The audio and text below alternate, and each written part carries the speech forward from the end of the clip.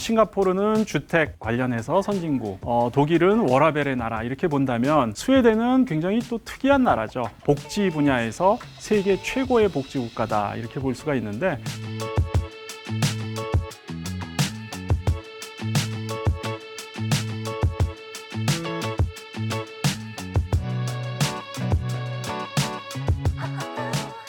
그와 동시에 놀라운 점은 또 부자들에게도 굉장히 좋은 나라다라고 볼 수가 있습니다.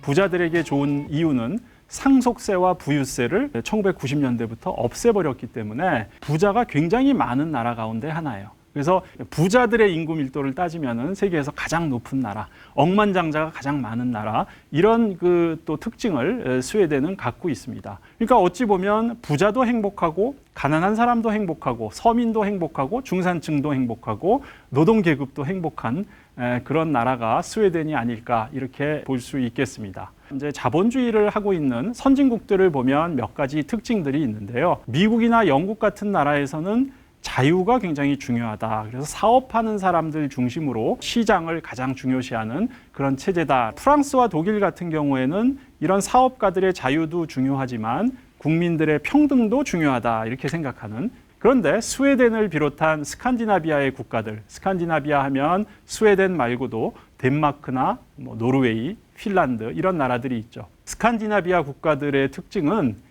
평등 자체가 자유보다도 훨씬 더 강한 가치라는 것이죠.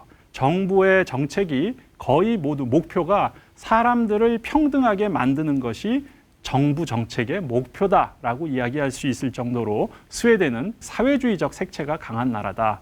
자, 스웨덴에서는 어떻게 그러면 복지국가가 가능했는가 이런 질문을 던질 수 있겠죠. 1990년대 들어서면서 굉장한 경제 위기를 맞게 됩니다. 어떻게 도망간 그 부자들, 도망간 자본을 다시 스웨덴으로 돌아오게 할 것인가. 그 고민을 끝에 굉장히 큰 결정을 내린 것인데요. 상속세나 부유세를 아예 없애버린다라는 결정을 내린 것이고 그것을 통해서 90년대 이후에는 부자들이 다시 돌아오기 시작합니다. 그런데 그렇다고 해서 상속세나 부유세가 없어진다고 부자들이 세금을 안 내는 것은 아니죠. 대부분 부자들은 그 외에도 소득에 관해서는 경제 활동에 관해서는 많은 세금을 내게끔 되어 있습니다. 그 부호들에 대한 세금 수준이 낮아지긴 했지만 여전히 많은 부담은 하고 있다 이렇게 볼 수 있겠고요. 스웨덴은 종교가 굉장히 중요한 역할을 하는 사회입니다. 국가에 대한 믿음은 어찌 보면 그 교회에 대한 믿음이 굉장히 중요한 역할을 했다. 그리고 이제 성경을 신도들이 직접 읽고 하나님과 직접적인 관계를 맺는다. 이것이 이제 프로테스탄티즘의 특징인데 그러기 위해선 성경을 읽으려면 모든 국민들이 글자를 읽을 수 있어야 되겠죠. 문맹에서 벗어나야 되겠죠. 그러니까 교육의 힘이 종교를 통해서 나타난 교육의 힘이 사실은 경제 발전으로도 전이가 되었다라는 부분이 있습니다.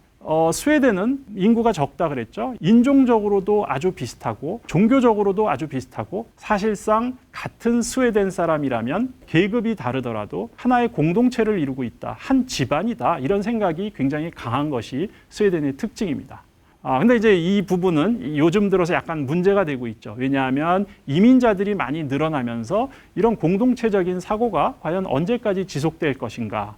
이제 최근 선거에서 보면 스웨덴에서도 극우파나 복지국가를 반대하는 그런 세력들이 많이 나타나고 있거든요. 그래서 이게 어떻게 앞으로 진화할 것인가 고민거리 중에 하나인 것 같습니다. 이제 노인이 된다면, 그죠?